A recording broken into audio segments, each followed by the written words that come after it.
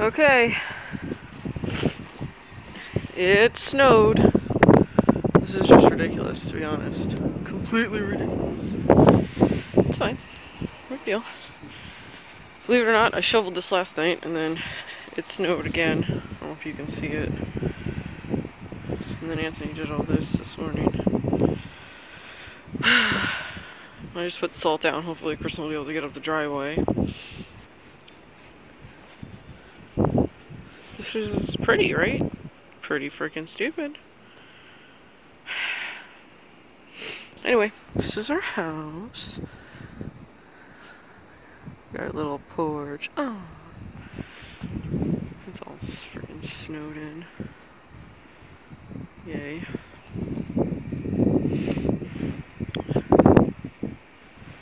Those mounts, we can totally go down those. We got snow tubes for the kids for Christmas. It'll be fun. Yay. Alright, I gotta go back to work. I took off the salting the driveway. Yippee. Whoa.